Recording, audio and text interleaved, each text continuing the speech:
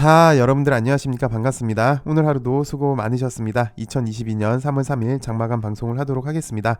LB는 전일 대비 2.29% 상승한 31,300원에서 마감을 했습니다.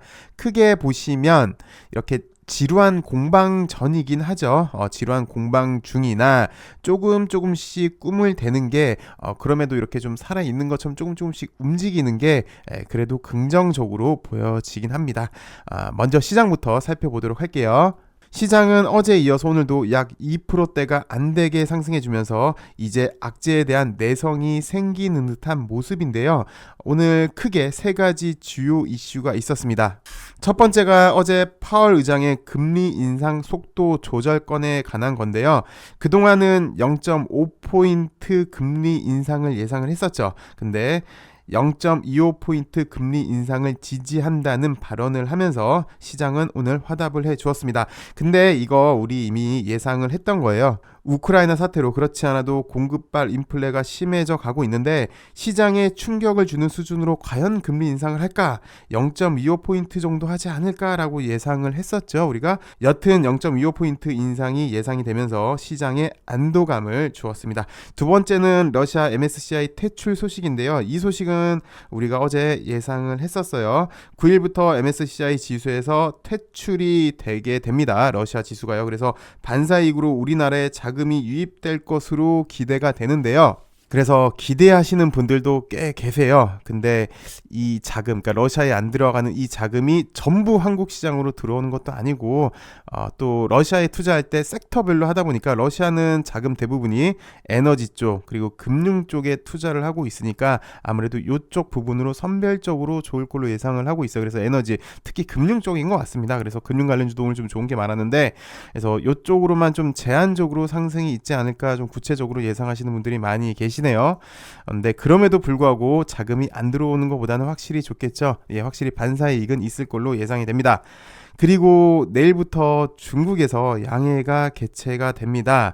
그래서 우리가 2월달 시장이 안 좋을 때 이제 3월달엔 그래도 좀 호재가 많이 있을 거다. 첫 번째가 FOMC. 근데 요거는 우리가 첫 번째로 알아봤잖아요. 파월이 0.25포인트 정도 금리 인상. 요게 좀 해소가 됐고, 두 번째는 이제 우리나라 대선. 그래서 이제 정책 효과를 기대를 해보는 거였고, 세 번째가 요 중국권 양해권인데 내일부터 일단 중국에서 양해가 개최가 됩니다. 아무래도 지금 중국 상황은 위안화가 강세죠. 그래서 소비 위주로 확대 정책을 펼 걸로 예상이 되어 중국 소비가 늘어난다면 우리나라 지금 시장 상황을 보시면 그나마 좀 명백을 유지하는 게 사실 주도주는 없어요. 물론 오늘 다시 전차가 좀 좋았다지만 사실 2월달 내내 시장이 이렇게 하락할 때 주도주가 없었잖아요. 그럼에도 주도주 명백으로 비슷하게 유지했던 게 이제 리오프닝 관련주인데 중국권도 있고 그래서 중국이 소비 확대 정책을 펼치면 리오프닝 관련주가 다시 반응을 할지 한번 좀 살펴보셔야 될 것 같습니다. 그리고 지수가 이렇게 반등을 하다 보니까요. 확실히 대한민국은 투톱인 것 같습니다. 전차인 것 같습니다. 삼전 한익 그리고 오늘 현대차, 기아 얘네가 좋은 모습을 보여줬는데 또 현대차는 95조 전기차 투자 로드맵을 발표를 했습니다. 그래서 오늘 차가 특히 전기차 여기 좌회주행 관련주가 좋았는데 글쎄요. 이제 전기차는 먼 미래 얘기가 아니라 이제 현실화 되었다고 봐야 될 것 같습니다. 그러니까 이제 생활이 내연 기관에서 이제 전기로 바뀌는 큰 변화인데 그래서 뭐 예전에도 수차례 좀 말씀을 드렸는데 좀 중장기적으로는 기아나 현대가 좀 괜찮지 않을까. 중장기적으로요. 크게 보시면 이렇게 상승한 다음에 빠지지는 않았어요. 물론 빠졌죠. 이렇게 요런 이렇게 뭐 박스 꺼내준 모습을 보여주고 있는데 상당히 좀 지루한 모습을 보여줄 걸로 예상은 되나 좀 전에도 말씀드렸지만 큰 변혁이기 때문에 이제 좀 중장기로 투자하시는 분들은 괜찮지 않을까 뭐 개인적으로 예상이 되는데 기아 같은 경우도 예전 차트를 한번 보시면요. 물론 너무 옛날인데 제가 좀 웃는 이유는 80년도 때 이렇게 80년도 때 보시면 요 당시 때 물론 지금이랑 비교하기는 좀 그렇긴 해요.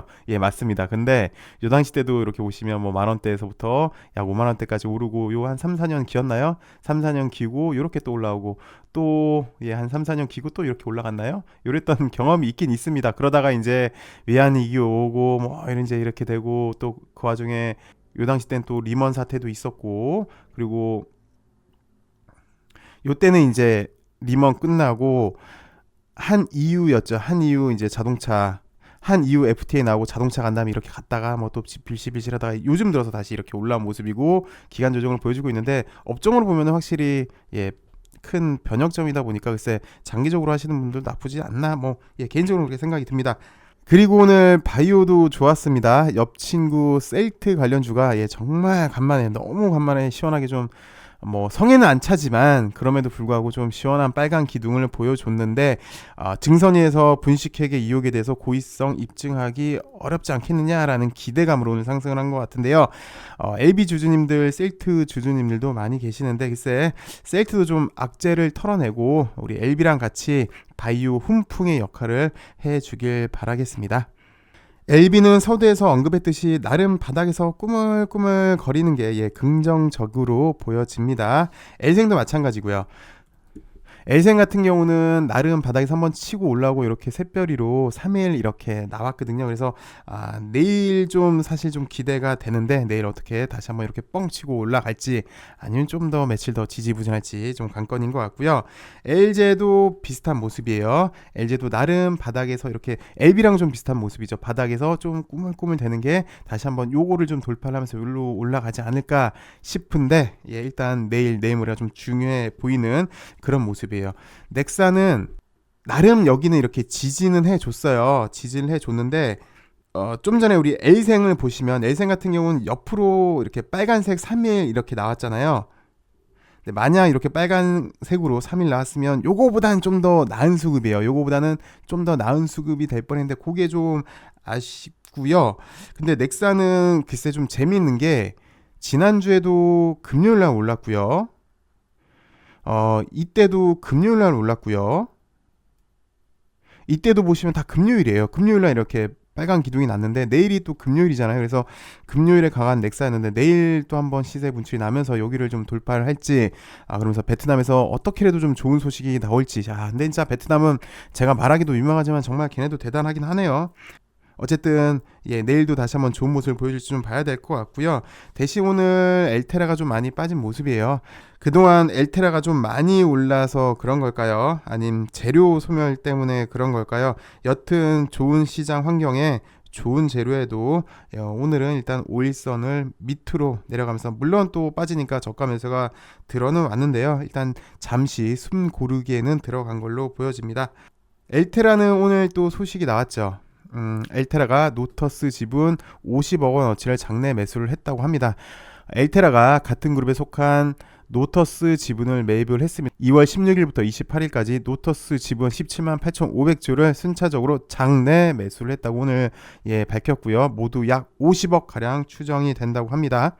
그리고 이런 소식도 나왔습니다. 진 회장이 두 자녀가 있지요. 이렇게 두 자녀가 있는데 이 자녀들이 에포케 사내 이사에 올랐다라는 소식이 있는데 간단하게만 살펴보죠. 에포케가 뭐냐면 우리 많이 살펴봐서 아시겠지만 그 코르키 많이 봤죠 우리가. 왜 공시 살펴보면은 코르키가 몇 프로에 샀네, 코르키가 뭐 어떻게 했네 이거 많이 봤잖아요. 요 코르키 예전 사명이 코르키. 지금은 에포케, 에포케 사내 이사에 등재를 했다라는 소식인데 요 두 따님 같은 경우는 신사업 검토 그리고 인큐베이팅 업무에 관하는 것으로 알려졌다고 합니다. 그래서 에포케는 LB그룹 내부에서 신사업 발굴을 맡는 것으로 파악이 되는데 그리고 또 요 두 따님 같은 경우는 LB 지분을 이렇게 들고 있고 LG 지분도 이렇게 들고 있고 그런데 원래 넥사도 갖고 있었는데 지난 가을에 모두 매도를 했죠. 그래서 좀 보실 게 LB그룹 안에서 에포케의 존재감은 아직 크지가 않죠. 뭐 물론 이제 공시상에서는 많이 좀 보이는데 그래서 두 따님이 보유한 LB그룹 지분도 뭐 보시다시피 그렇게 많지가 않아요. 그래서 에포케 이사에 참여하고 있다는 것만으로 2세 경영을 이야기하기에는 좀 이르다. 왜 지분도 좀 적고 하니까 2세 경영까지는 지금 뭐 말하기는 이른데 그런데 최근 LB가 이제 다 사명을 HLB라는 영문으로 바꾸면서 그룹 정체성을 강화하는 작업에 나오고 있잖아요. 그러면서 에포케가 이제 신사업 쪽에 많이 진출하고 있는데 그렇기 때문에 요 에포케가 앞으로 LB그룹에서 더 큰 역할을 수행하게 되지 않을까. 그래서 뭐 지금 당장 2세 경영보다는 이렇게 이사에 참여시킨 게 미리 좀 학습을 좀 하라라는 의미, 미리 좀 체험을 하라라는 의미이지 않을까 싶네요. 그리고 아직 나이가 글쎄 아직 30이 살짝 안 됐기 때문에 요게 이제 젊은 직원 중심으로 젊은 감각 역동성에 맞는 신사업을 검토 추진한다고 하니까 그렇게 생각이 되지 않을까 뭐 그렇게 생각이 듭니다. 글쎄 LB 관련주가 바닥권에서 이제 조금 꾸물꾸물 하고 있으니까 팡 한번 좀 터져 주기를 한번 기대를 해 볼게요. 여러분들 오늘 수고 많으셨고요. 그리고 뭐 저도 좀 전에 언급을 했지만 위드 코로나라고 해서 세상은 이제 코로나랑 좀 결별을 하려고 하는 모습인데요. 우리나라 현실은 그렇지가 않습니다. 코로나 확진자가 정말 거의 대단한데요. 건강관리 잘 해주시고 혹시라도 아프신 분들 아니면 혹시라도 주변에 아프신 분들 꼭 쾌차하길 바라겠습니다. 아프지 마시고 건강하시고요. 또 우리 또 이 방송 듣는 여러분들 각별히 안 아프셨음 합니다. 시청해주셔서 감사하고요. 전 내일 더 좋은 소식으로 여러분들 찾아뵙길 바라겠습니다. 감사합니다.